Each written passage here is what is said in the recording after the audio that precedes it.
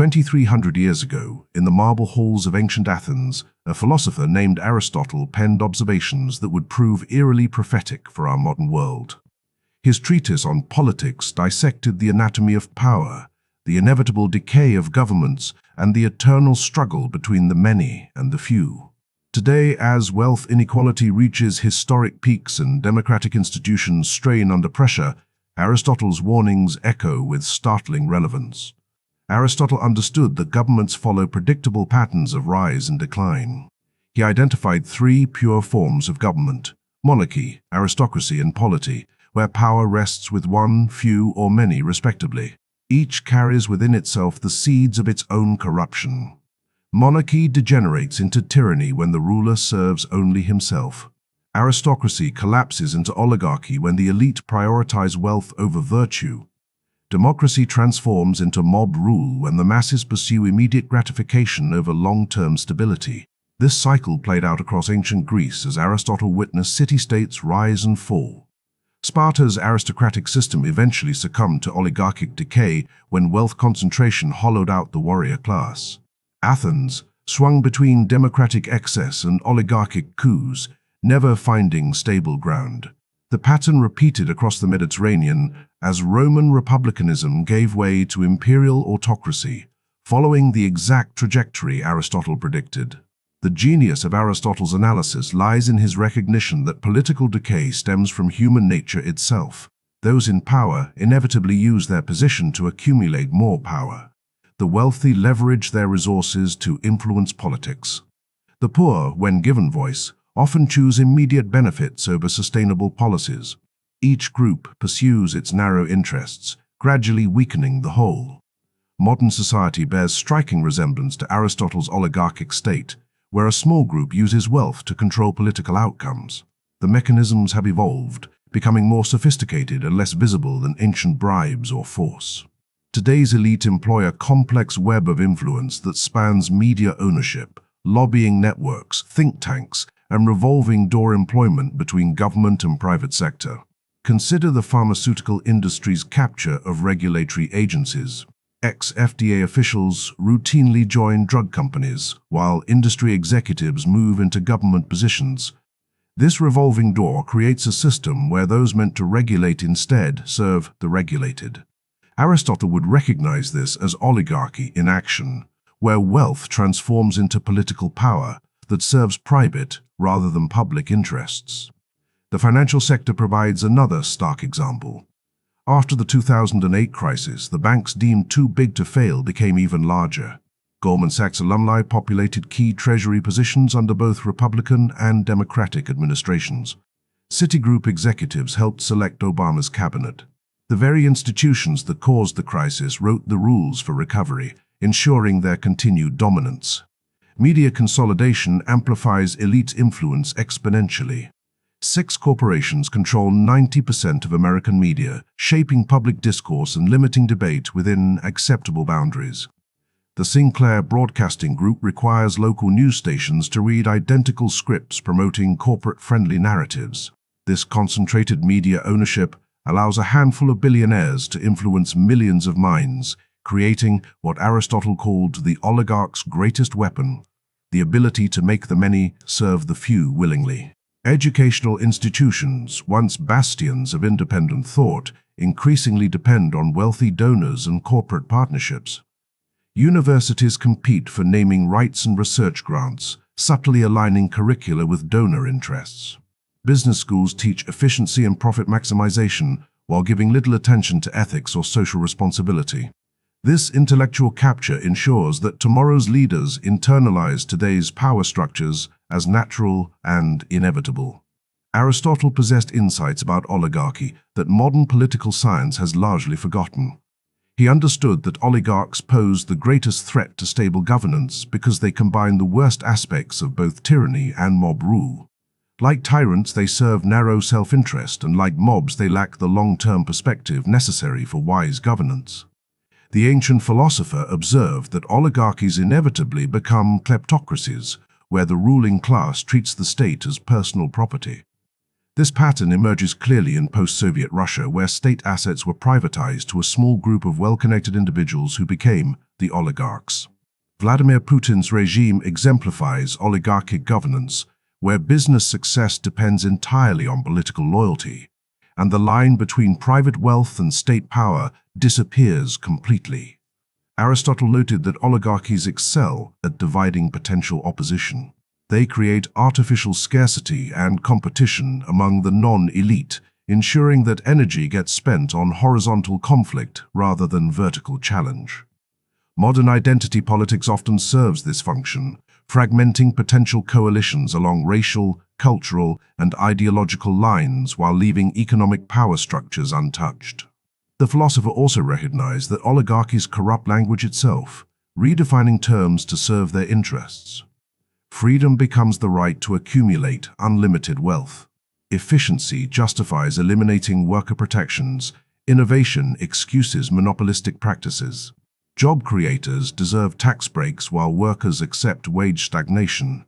This linguistic manipulation makes resistance difficult by corrupting the very concepts needed to articulate alternatives. Perhaps most importantly, Aristotle understood that oligarchies undermine social trust, the foundation of any healthy society.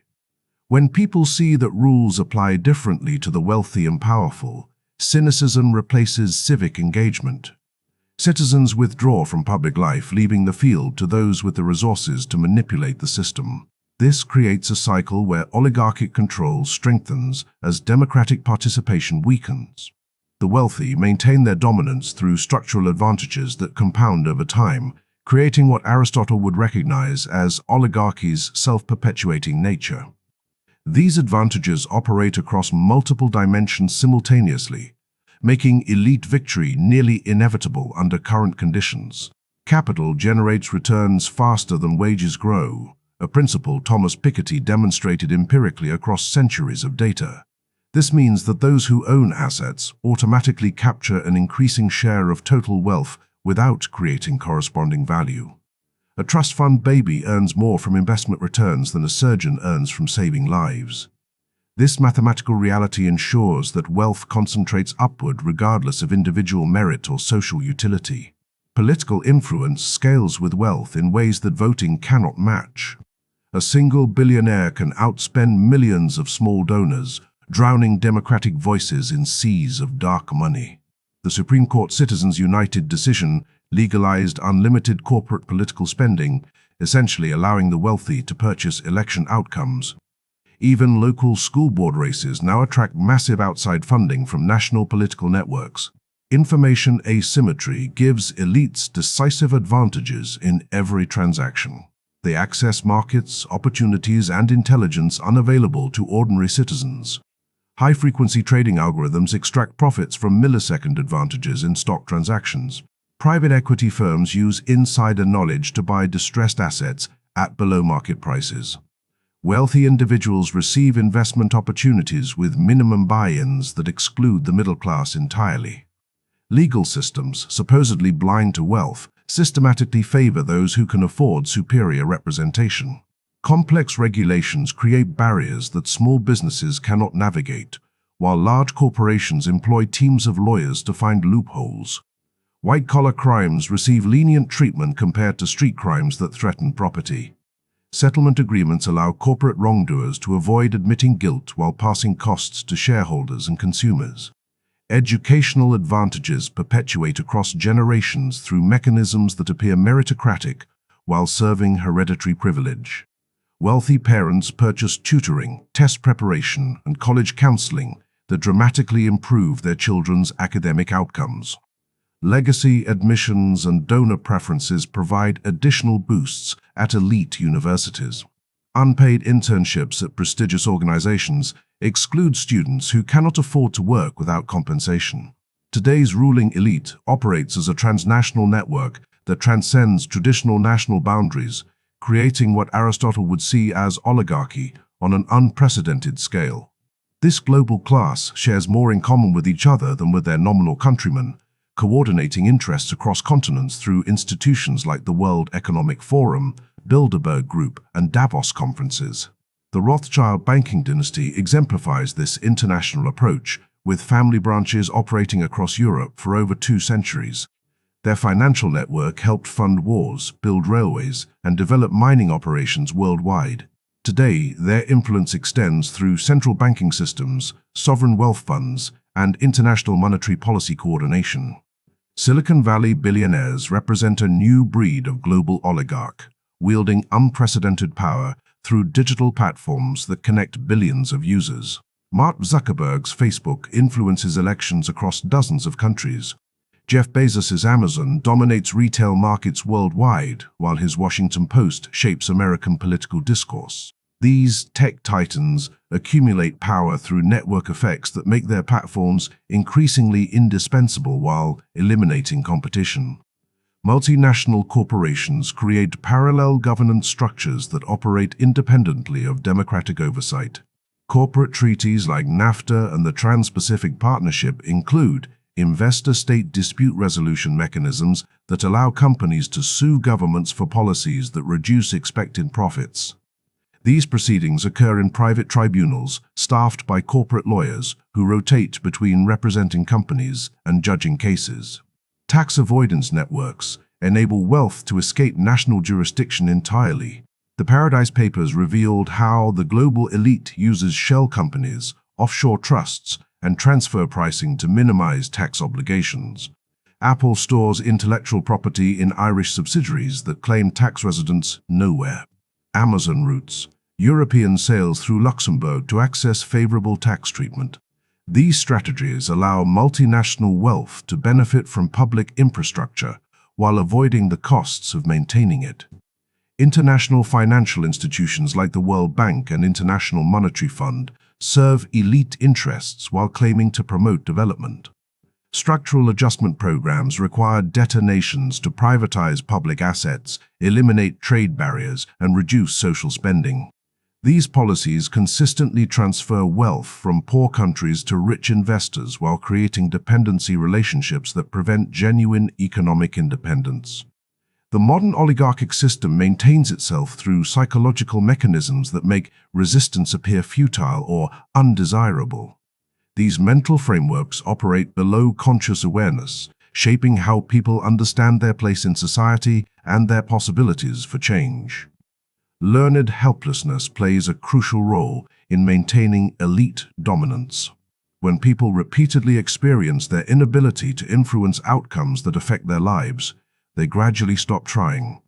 Voter turnout declines as citizens conclude that elections change nothing fundamental. Workers accept stagnant wages and deteriorating conditions because they believe they lack alternatives. This psychological surrender allows oligarchs to operate with minimal opposition despite representing a tiny minority of the population. The just world fallacy convinces many people that current distributions of wealth and power reflect merit and effort. Successful individuals attribute their achievements entirely to personal qualities while ignoring advantages like family wealth, educational opportunities, and social connections. Meanwhile, those struggling economically blame themselves for circumstances largely beyond their control. This mindset prevents recognition of systemic bias while legitimizing extreme inequality. Aspirational identification leads middle-class and working-class individuals to support policies that benefit the wealthy at their own expense. They imagine themselves as temporarily embarrassed millionaires who will eventually join the elite rather than members of a class with distinct interests. This psychological alignment with wealth explains why inheritance taxes remain unpopular, despite affecting less than 2% of estates. Cognitive capture occurs when people internalize elite worldviews through education and media exposure.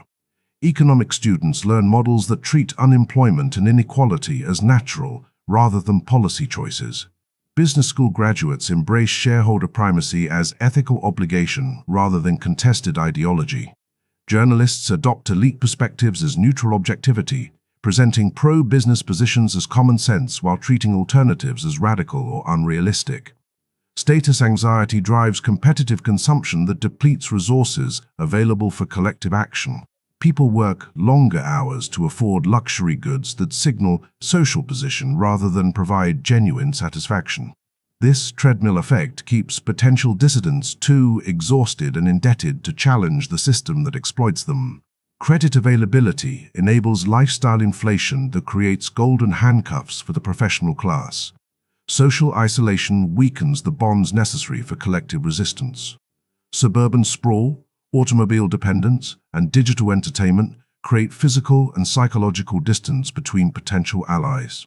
Robert Putnam documented the decline of civic associations, religious congregations, and community organizations that historically provided foundations for political mobilization. Atomized individuals lack both the networks and the confidence necessary to challenge entrenched power.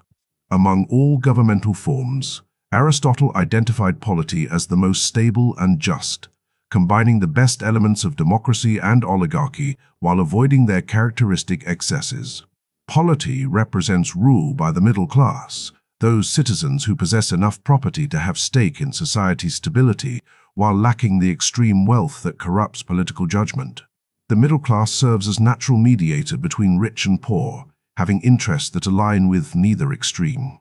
They benefit from economic growth and social stability while lacking sufficient wealth to manipulate political systems for personal advantage. Their material circumstances encourage long-term thinking and institutional maintenance rather than the short-term extraction that characterizes both oligarchic and democratic extremes. Aristotle emphasized that polity requires rough economic equality among citizens. Extreme wealth gaps make stable middle-class governance impossible by creating irreconcilable conflicts between rich and poor. The wealthy use their resources to capture political institutions, while the desperate masses seek radical redistribution. Only when most citizens enjoy moderate prosperity can rational deliberation replace factional struggle. Ancient Athens approached polity during its golden age under Pericles, when widespread prosperity and relatively equal citizenship created conditions for philosophical and artistic flourishing. The Athenian middle class of farmers, artisans, and merchants shared common interests in trade, defense, and cultural development. This economic foundation enabled the political stability necessary for democracy to function effectively. The Roman Republic initially embodied polity principles through its mixed constitution that balanced different social orders.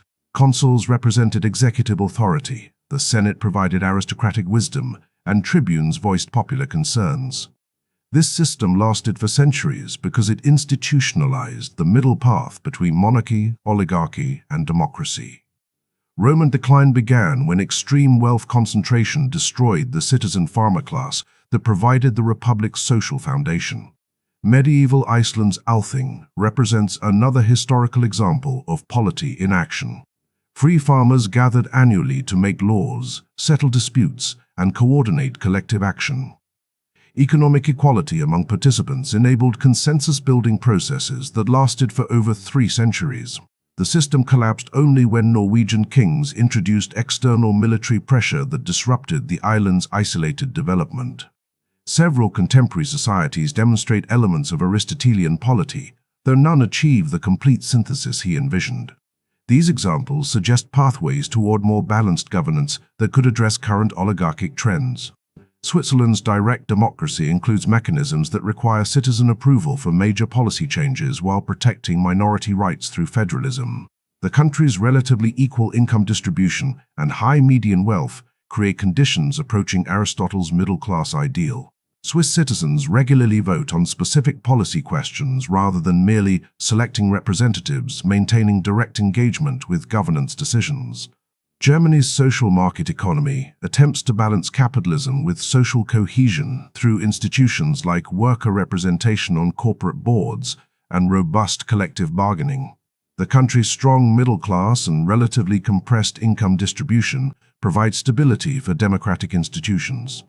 German corporations must consider employee interests alongside shareholder profits, creating stakeholder capitalism that resembles Aristotelian mixed governance. The Nordic countries combine market economies with extensive social safety nets that prevent extreme inequality while maintaining economic dynamism. High social mobility and strong public institutions create broad-based prosperity that supports democratic participation. These societies demonstrate that market mechanisms can coexist with equality-promoting policies when properly structured. Singapore represents an interesting case of technocratic polity, where a highly educated bureaucratic class manages economic development while limiting both oligarchic capture and populist excess.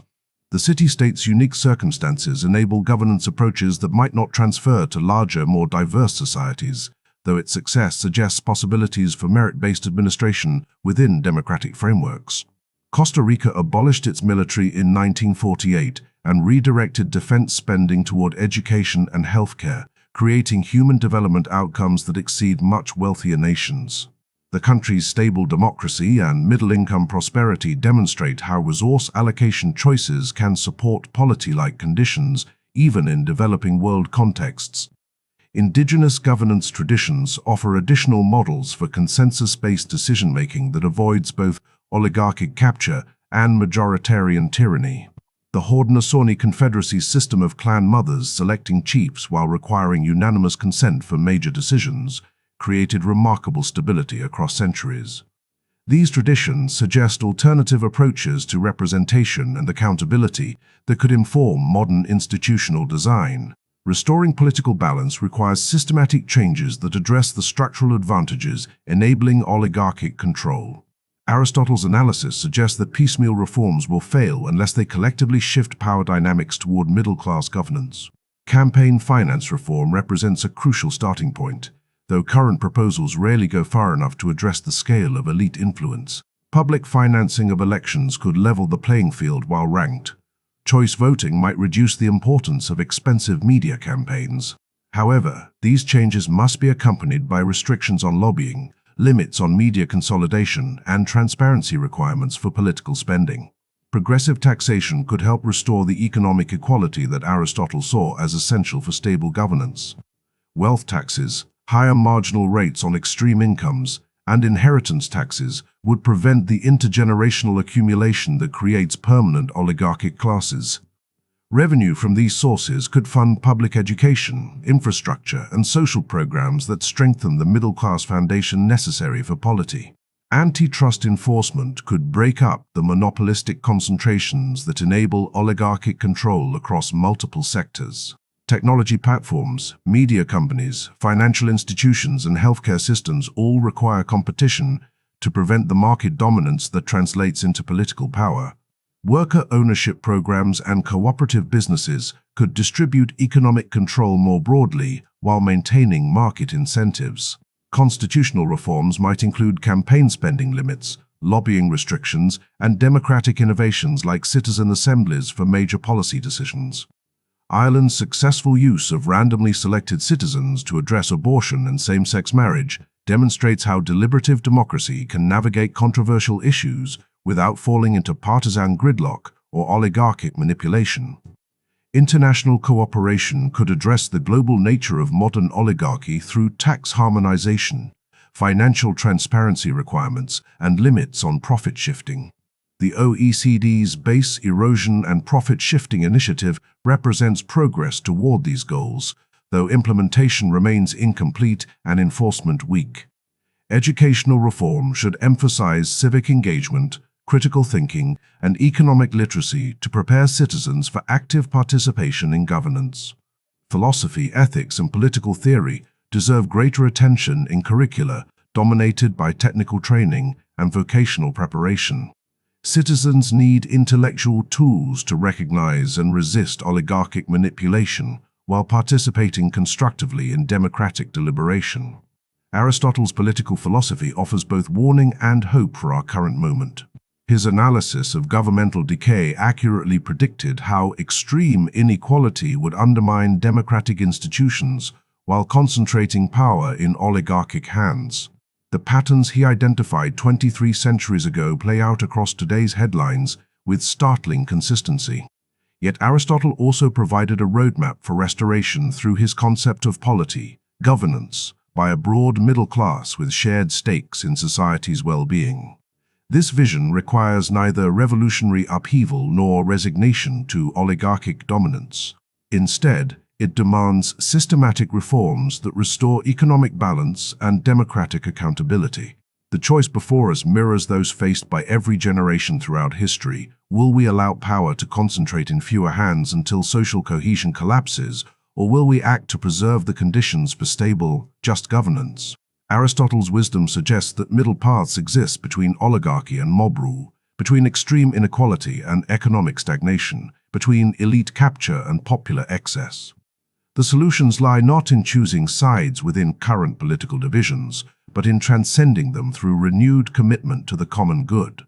This requires courage to challenge entrenched interests, wisdom to design institutions that balance competing needs, and persistence to sustain reforms across electoral cycles. History shows that change remains possible even under seemingly impossible circumstances.